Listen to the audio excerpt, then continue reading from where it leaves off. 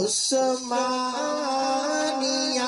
ادارہ ہر آنکھ کا ستارہ حتی یبعث ثلاثون دجالون کلہم یزعم انہ نبی انا خاتم النبیین لا نبی بعدی۔ درود شریف پڑھ لیجیے۔ اللہم صلی علی محمد وعلی آل محمد کما صلیت علی ابراہیم وعلی آل ابراہیم انکا حمید مجید۔ اللہم بارک علی محمد وعلی آل محمد کما بارکت علی ابراہیم وعلی آل ابراہیم انکا حمید مجید۔ حضرات محترم، میرا آپ کا 1450 سال کی پوری امت کا یہ متفقہ عقیدہ ہے کہ حضرت محمد رسول اللہ، سب کہہ دیجئے صلی اللہ علیہ وسلم، اللہ پاک کے آخری نبی، آخری رسول، آخری پیغمبر ہیں۔ اب آپ کے بعد قیامت کی صبح تک کسی قسم کا کوئی نبی، کوئی رسول، کوئی پیغمبر پیدا نہیں ہوگا۔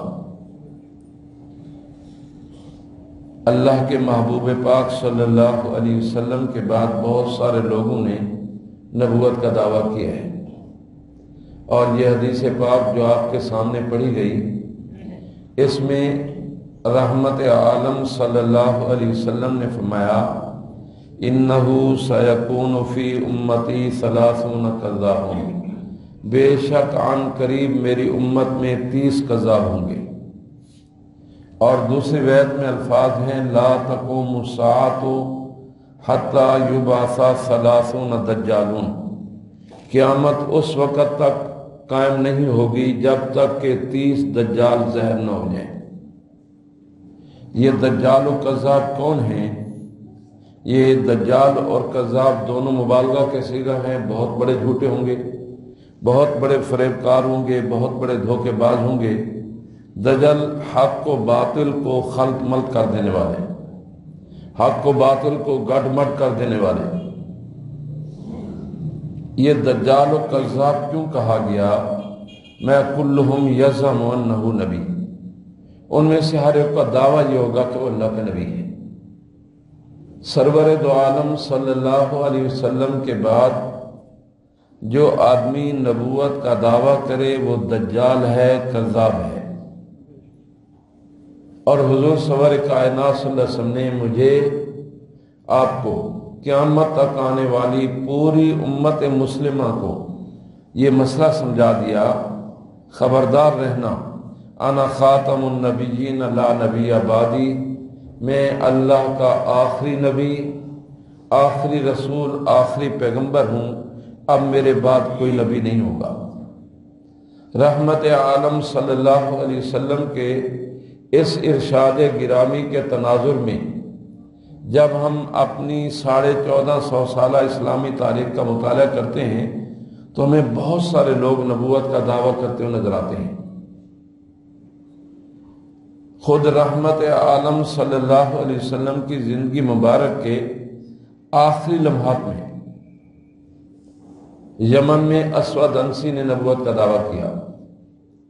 رحمت عالم صلی اللہ علیہ وسلم نے اپنے ایک صحابی حضرت فیروز دہلوی رضی اللہ عنہ کو ڈیوٹی لگائی کہ وہ یمن جا کر اس جھوٹے مدعی نبوت کو قتل کریں۔ چنانچہ حضرت فیروز دہلوی رضی اللہ عنہ یمن گئے اور جا کر اس کذاب و دجال کو قتل کیا۔ دوسرا جھوٹا مدعی نبوت مسیلمہ کذاب تھا۔ حضرت صدیق اکبر، سب کہہ دیجئے رضی اللہ تعالی عنہ، نے جن حالات میں زمام خلافت سنبھالی ہے وہ حالات پھولوں کی سیج نہیں تھے۔ اگر آپ اسے کانٹوں کی مالا سے تعبیر کریں تو یہ مبالغہ نہ ہوگا، اس لیے کہ رحمت عالم صلی اللہ علیہ وسلم کی وفات کا صدمہ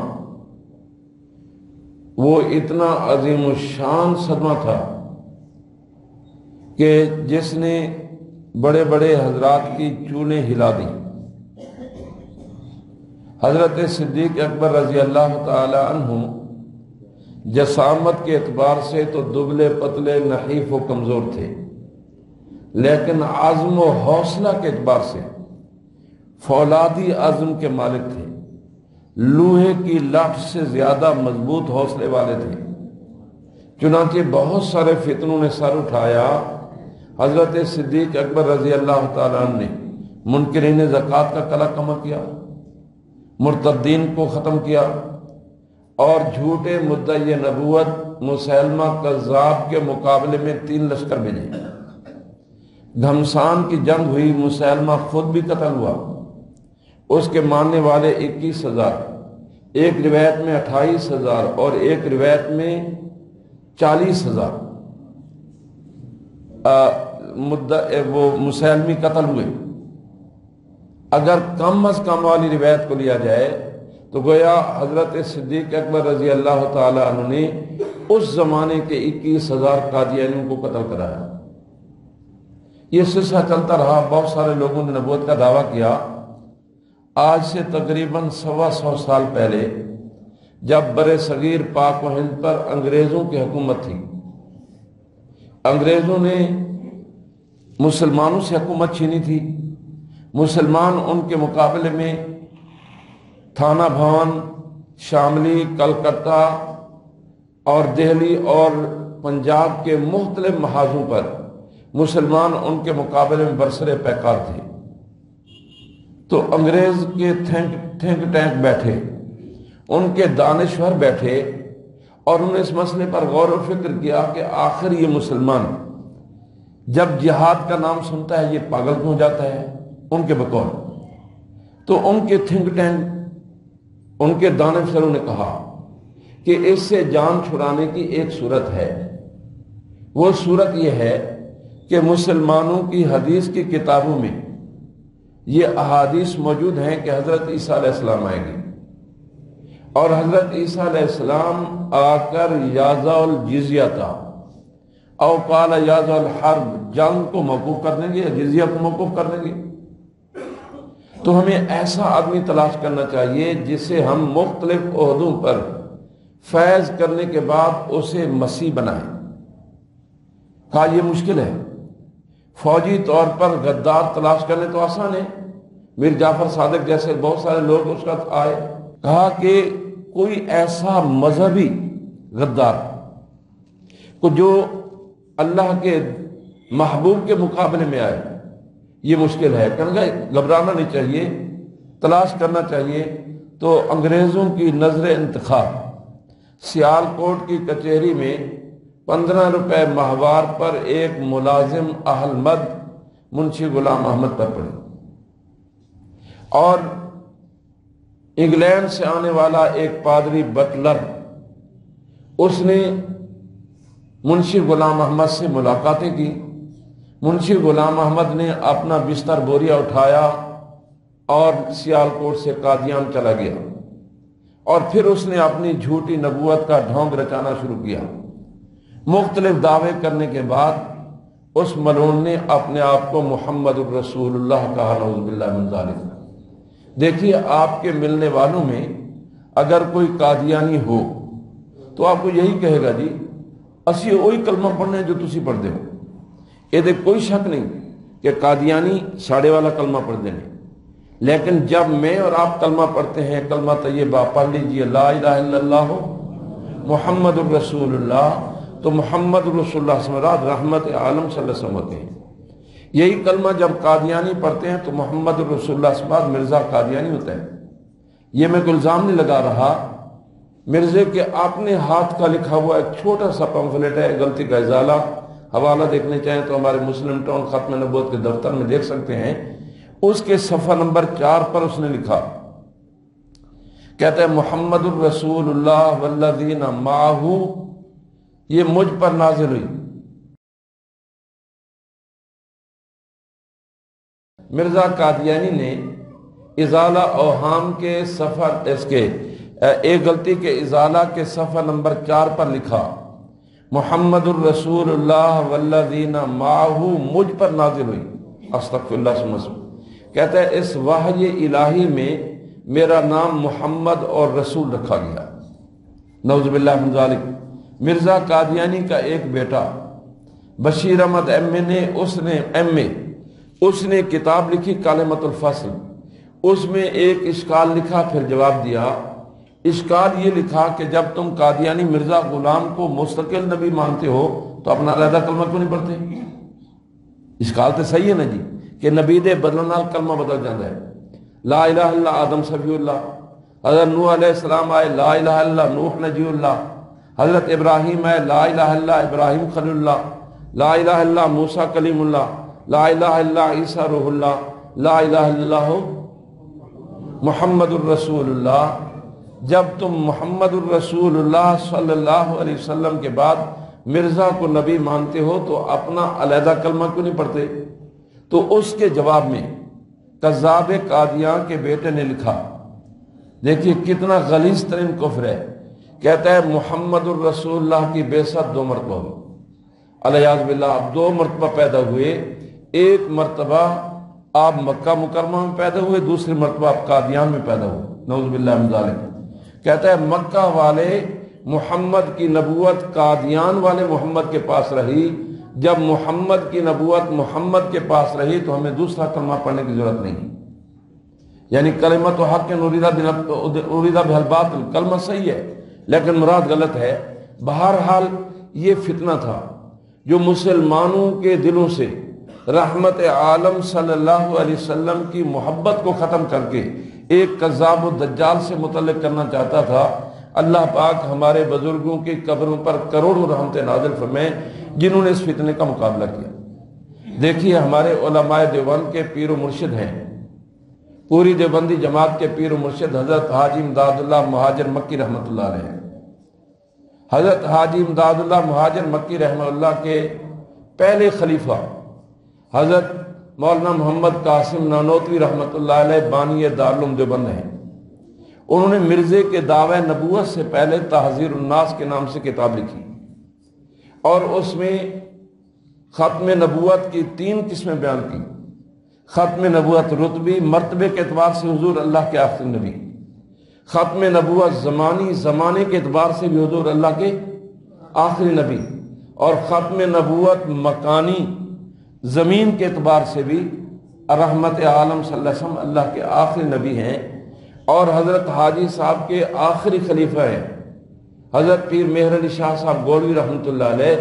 پیر مہر علی شاہ حج کے لیے تشریف لے گئے، حضرت حاجی صاحب نے انہیں سلسلہ چشتیہ صابریہ میں خلافت عطا فرمائی اور فرمایا کہ آپ حج و عمرہ سے فارغ ہوتے ہی ہندوستان واپس تشریف لے جائیں، وہاں ایک بڑا فتنہ رونما ہونے والا ہے، اس کے انسداد کے لیے اللہ پاک آپ سے کام لیں گے۔ تو پیر مہر علی شاہ صاحب نے شمس الہدایت فی اثبات حیات المسیح لکھی، قادیانوں نے شمس بازگاہ کے نام سے جواب دیا، پیر صاحب نے سیف چشتیہ لکھی جس کا آج تک قادیانی جواب نہیں دے سکے۔ اور ہمارے علماء دیوبند میں حضرت علامہ انور شاہ صاحب کشمیری رحمۃ اللہ علیہ جو قریبی دور میں بلا مبالغہ لاکھوں حدیثوں کے حافظ تھے، پوری کی پوری لائبریری ان کے دل و دماغ میں محفوظ تھی، ان کے شاگرد رشید، ان کے علوم کے وارث حضرت شیخ الاسلام حضرت مولانا سید محمد یوسف بنوری رحمہ اللہ فرماتے ہیں کہ 6 مہینے کا پیریڈ ایسے گزرا کہ حضرت شاہ صاحب رات کو سوتے، پہلو بدلتے اٹھ بیٹھتے، دھاڑے مار مار کر رو رو کر دعائیں مانگتے کہ پروردگار عالم فتنہ قادیانیہ سے امت کو نجات نصیب فرما۔ صرف دعاؤں پر اکتفا نہیں کیا، دارالعلوم دیوبند کو کھڑا کیا۔ حضرت کے استاد ہیں مولانا محمد ادریس کاندھی رحمۃ اللہ علیہ، ایسے نہیں استاد ہیں تو مولانا محمد ادریس کاندھی رحمۃ اللہ کے ذمہ حیات عیسیٰ علیہ السلام لگائی، اور حضرت مولانا مفتی محمد شفیع صاحب، یہ مولانا تقی عثمانی رفیع عثمانی صاحب کے والد گرامی، ان کے ذمہ ختم نبوت کا موضوع لگایا۔ انہوں نے ہدیۃ المہدیین فی آیات خاتم النبیین عربی میں، پھر ختم نبوت کامل اردو میں لکھی۔ مولانا مرتضی حسن چاندپوری غرضے کے لٹریچر لکھوایا، اس پر بھی حضرت کی طبیعت مطمئن نہیں ہوئی، اس لیے کہ لٹریچر سے تو آپ جیسے پڑھے لکھے لوگ فائدہ اٹھا سکتے ہیں، عوام کو اس فتنے سے کیسے بچایا جائے۔ ہمارے حضرت اپنا لاہوری رحمۃ اللہ علیہ مولانا احمد علی لاہوری رحمہ اللہ کے ہاں خدام الدین کا سالانہ اجتماع تھا، اور خدام الدین کے سالانہ اجتماع میں پورے بر صغیر سے 500 علماء کرام اسٹیج پر موجود تھے، اور شاہ جی سید عطا اللہ شاہ صاحب بخاری کا خطاب ہو رہا تھا۔ میں نے شاہ جی کو نہیں سنا، ممکن ہے آپ میں سے کسی بابا جی نے سنا ہو۔ شورش کشمیری مرحوم فرمایا کرتے تھے جب عطا اللہ شاہ بخاری کی تقریر جوبن پر پہنچی تو مجمع پر آہ بکا کی کیفیت طاری تھی، اور شورش فرمایا کرتے تھے جب شاہ جی قرآن پڑھتے تو فضا میں اڑتے ہوئے پرندے ٹھہر کر ان کا قرآن سنتے تھے۔ جب شاہ جی کی تقریر جوبن پر پہنچی، مجمع رو رہا تھا، مولانا حبیب الرحمان لدھیانوی کھڑے ہوئے، اٹھ کر فرمایا حضرات میرا جی یہ چاہتا ہے کہ شاہ جی کے ہاتھ پر ان کے مرشد بیعت کریں۔ آپ میں سے یقیناً بہت سارے حضرات کسی نہ کسی پیر کے مرید ہوں گے، حضرت مولانا خود بھی پیر ہیں، ان کے مرید ہو جائیں تو مرید پیر کے ہاتھ پر بیعت ہوتا ہے، نہ کہ پیر مرید کے ہاتھ پر۔ مولانا حبیب الرحمان فرما رہے ہیں کہ جناب میرا جی یہ چاہتا ہے کہ شاہ جی کے ہاتھ پر ان کے مرشد بیعت کریں۔ یہ ایک جملہ فرمایا تھا کہ بابا صحافت مولانا ظفر علی خان کھڑے ہو گئے اور انہوں نے دھواں دھار تقریر شروع کی۔ پھر حضرت علامہ انور شاہ صاحب کھڑے ہوئے اور اٹھ کر فرمایا کہ میرے بھائی مولانا حبیب الرحمان یہ فرما رہے تھے کہ شاہ جی کے ہاتھ پر ان کے مرشد بیعت کریں۔ فرمایا انہوں نے مظفر گڑھ کے جلسے میں مجھ سے کچھ اوراد و وظائف پوچھے، اس لحاظ سے یہ میرے مرید اور میں ان کا پیر، یہ کہہ کر شاہ جی کے طرف ہاتھ بڑھائے، اور میں تفصیلات میں نہیں جانا چاہتا۔ بہرحال شاہ جی کے ہاتھ پر بیعت کی، انہوں نے امیر شریعت قرار دیا، انہیں اور ان کی جماعت کو اس محاذ پر لگایا، اور مولانا ظفر علی خان کو اس محاذ پر لگایا۔ علامہ اقبال کو قادیانیت کے چنگل سے نکالا ہے۔ علامہ اقبال رحمہ اللہ کا ایک بھائی قادیانی ہو گیا تھا، اس کی اولاد آج بھی قادیانی ہے۔ تو حضرت علامہ انور شاہ دیوبند سے آئے، سیدھا علامہ اقبال کے گھر گئے اور 2.5 گھنٹے علامہ اقبال سے گفتگو کی اور قادیانیت کے مقابلے میں لا کھڑا کیا۔ غرض ہے کہ میرے محترم دوستو، الحمدللہ اس فتنے کا مقابلہ بر صغیر میں کیا گیا۔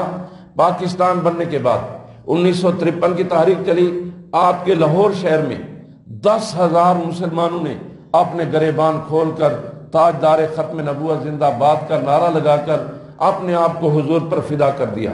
آج بھی آپ مال روڈ کو آپ کرے دیں، نیچے آپ کو شہدائے ختم نبوت کا خون ملے گا۔ آپ جناب یہ دہلی دروازے کے بہر جو پارک ہے اسے کھودیں، وہاں بھی آپ کو شہدائے ختم نبوت کا خون ملے گا۔ 10,000 لوگوں کو شہید کیا گیا، اور بظاہر وہ تحریک گولی سے دبا دی گئی، لیکن انہی شہدائے ختم نبوت کے خون کی برکت سے 1974 میں قادیانی کافر قرار دیے گئے۔ سب کہہ دیجئے الحمدللہ۔ اس وقت ہمارے شیخ الاسلام حضرت مولانا سید محمد یوسف بنوری، اہل حدیث علماء میں علامہ احسان ظہیر، حافظ عبد القادر روپڑی، بریلوی حضرات میں سے علامہ محمود احمد رضوی، اسمبلی سے بہر، اور اسمبلی میں مولانا مفتی محمود، مولانا غلام غوث رضاوی، مولانا عبدالحق ککوڑا خٹک، علامہ شاہ منورانی اور کئی ایک علماء نے ان کا بھرپور تعاقب کیا۔ 7 ستمبر 1974 کو پوری کی پوری قومی اسمبلی نے قادیانیوں کو کافر قرار دیا۔ سب کہہ دیجئے الحمدللہ۔ یہ اسمبلی علماء کی بھٹو کی اسمبلی تھی۔ اللہ تعالیٰ اس کی مغفرت میں، وہ مرحوم کہتا ہے میں تھوڑی سی پیتا ہوں، یہ مولوی ہر وقت حلوہ کھاتے رہتے ہیں، میں تھوڑی سی پیتا ہوں۔ اللہ پاک کام نہ لینے پر آئیں تو الحاج خواجہ ناظم الدین سے نہ لیں، لینے پر آئیں تو ایک رند سے لے لیں۔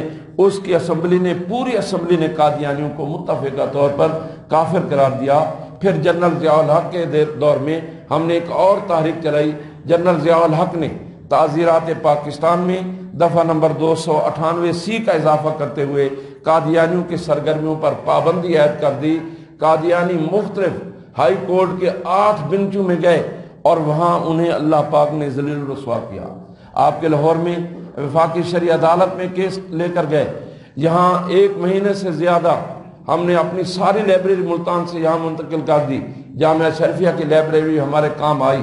تو بہرحال اللہ کا یہ احسان عظیم ہے۔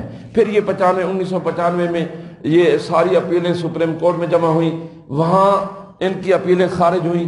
پھر یہ نظر ثانی میں گئے اور اس انتظار میں رہے کہ ان کی پسند کے جج آئے اور ان کے حق میں فیصلہ دے۔ اور اس دوران مرزائی جماعت کا لاٹ پادری مرزا طاہر یہاں سے دم دبا کر جو ہے برطانیہ چلا گیا تھا، اور وہاں سے اپنے چینل پر یہ کہتا تھا کہ مجھے پاکستان سے ٹھنڈی ہوائیں آ رہی ہیں. کیا مطلب کہ ہماری پسند کے جا جائیں گے اور یہ قانون ختم کرنا ہے. بالکل مختصر کر رہا ہوں, یہ قانون ختم کریں گے. چنانچہ نظر ثانی میں گئے ہیں.